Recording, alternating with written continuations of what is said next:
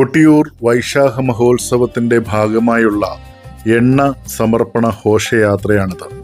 പ്രക്കൂഴ മുതൽ വ്രതമെടുത്തു നിൽക്കുന്ന 12 സംഘമാണ് പടിവിലായി കിള്ളിയോട് തറവാട്ടിൽ നിന്നും കൊട്ടിയൂർ വൈശാഖ മഹോത്സവത്തിനാവശ്യമായ എള്ളെണ്ണ കൊണ്ടുവരുന്നത്.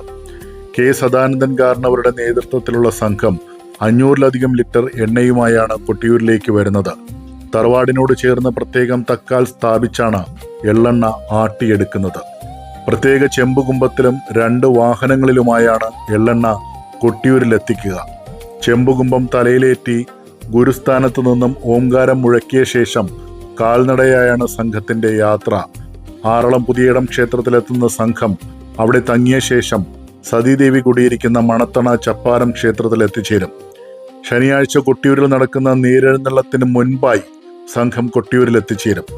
കൊട്ടിയൂർ ക്ഷേത്ര ഊരാളന്മാർ അടിയന്തര യോഗം ചേർന്ന എള്ളെണ്ണ സ്വീകരിച്ച ശേഷമേ സംഘം ഇവിടെ നിന്നും മടങ്ങുകയുള്ളൂ.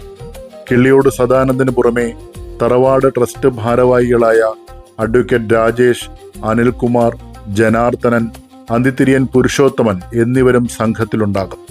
1 മാസക്കാലം നീണ്ടു നിൽക്കുന്ന കൊട്ടിയൂർ വൈശാഖ മഹോത്സവത്തിന് പടുവിലായി കിള്ളിയോട് തറവാട്ടിൽ നിന്നും എത്തിക്കുന്ന ഈ എണ്ണയാണ് ഉപയോഗിക്കുക.